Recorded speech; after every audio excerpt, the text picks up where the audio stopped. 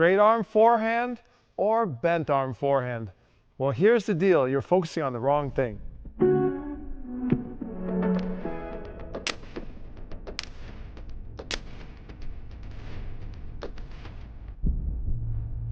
Hey, it's Chris Lewit, top American coach and head coach of Tennis Evolution. Everybody wants the straight arm or the bent arm. Let me tell you, they're both really good. The key is focusing on your spacing. I'm going to show you how. So you see Sinner, and he's a little bit bent, but he's straighter. He's not super cramped.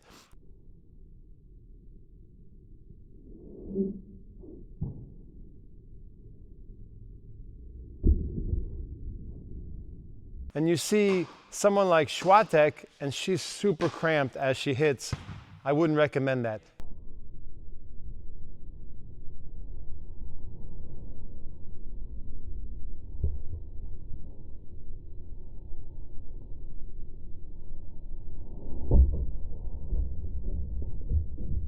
You see Djokovic, and he's a lot like Sinner. He's semi-bent, somewhat straight. I call it straighter.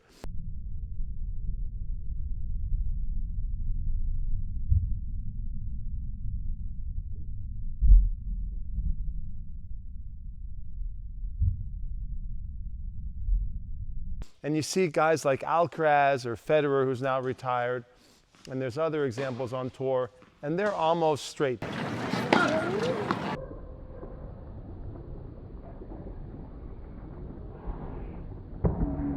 Nobody's like locked, because it's not practical to lock your arm, but straighter versus straightest is what you see on the tour. So I got my buddy Eli here, and he happens to have a straight arm configuration, but I didn't like force it down his throat. I didn't like, I didn't bolt it down on top of him. He just worked on his spacing, and he happened to have that nice, beautiful Alcaraz style, and that's just what he does. You want to show that? If he happened to be a little bit bent, like that,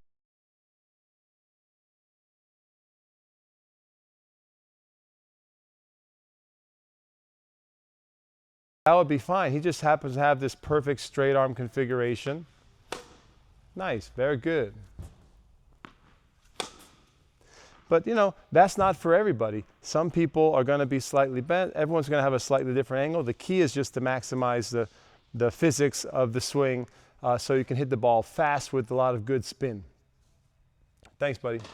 When you hit with a straighter lever, the straighter you get your arm, that longer lever has the potential to accelerate the tip of the racket faster than if you have a shorter lever. It's like trying to swing a knife versus a sword. You can swing a knife quickly, but the sword, if you get it going, you can move the tip of the sword faster because it's a longer weapon.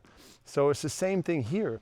But that being said, it can be harder to wield a sword. So the moment of inertia, basically the cost that it takes to get that sword moving, you may or may not be able to get that thing moving fast to achieve that high tip speed. So we want to get the tip of the racket. We want to get that linear tip speed to the ball, right?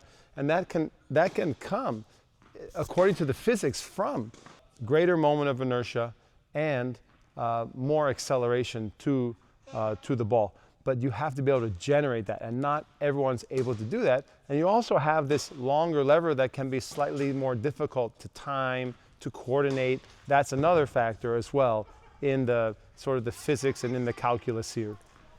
At the end of the day, if your lever's this long versus this long, in the calculation, in the physics, it may not matter. If you're able to hit it, 90 miles per hour like this versus 91 miles per hour like this, but if it's slightly bent, you get better control, you feel more comfortable, you're a bit more coordinated, your timing's better, things like that, then it's not such a bad trade-off. So don't chase the optimum, don't chase the holy grail here when it might not be appropriate for your own individual style.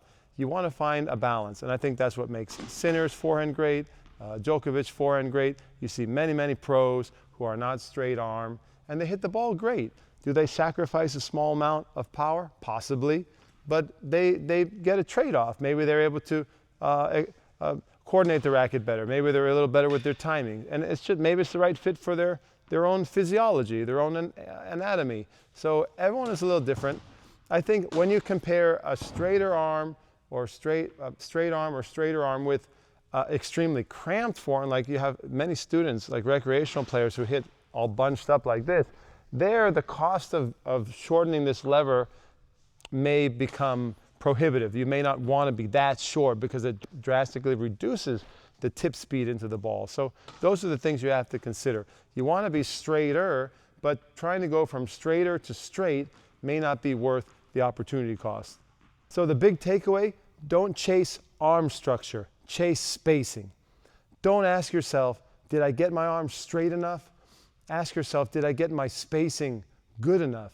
And if you can work on your eyes and your feet, and we have many good videos about that on this channel and my other channel, that's the key. And then you'll find that your brain and your body will find the optimal configuration. So in conclusion, don't force the look, don't copy the structure, create the space. Guys, if you enjoyed this video, check out my other forehand videos right here, and I'll see you on the next program.